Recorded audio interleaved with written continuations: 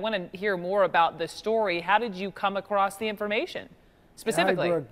Yeah, it is such an interesting story. This is really a classic case of digging through old court documents and finding something in an obscure 9/11 related case from 2010 where the former head of the Los Angeles field office for the FBI testified on behalf of an FBI employee who had brought a case against the Bureau. And in the testimony, before basically an empty courtroom, this was in 2010, basically dropped this bomb that in fact the FBI had penetrated very close within Osama bin Laden's immediate circle as far back as 1993, right after the time of the first World Trade Center bombing that you'll remember happened in 1993. So, as we learned in your piece, you know, this Masonic temple bombing was thwarted in LA, but at the same time, I'm wondering why this information never got to the 911 Commission. Why it was never public.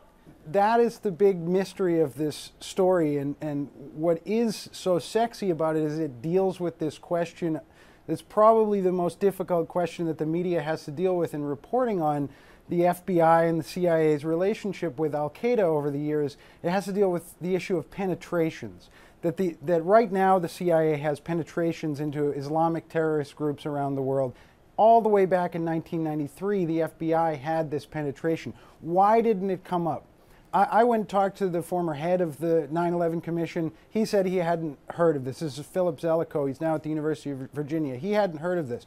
We've had trouble reaching the actual agent, who's the former head of the FBI field office. Maybe he'll see this and want to talk to me now. It was Ed Curran. Is what happened with this information? What the 9/11 Commission did find, which focused also, the 9/11 Commission focused very much on the years right before the September 11 attacks. It didn't dig that deeply back to 1993. But this raises questions about what happened to this source. Was the CIA or the FBI still running this source up into the 1995, 1996, 1997? And that question isn't answered. Our sources for the story say that the FBI Los Angeles field office lost track of the source. So it's not clear now what happens. And when you look at this, we tried really hard not to frame this story as something that would just feed the landscape of conspiracy theories about 9/11, because we know it's a rich landscape. We really wanted to look at it with a very sober eye and say there are clearly facts that are out there about the whole narrative of the U.S.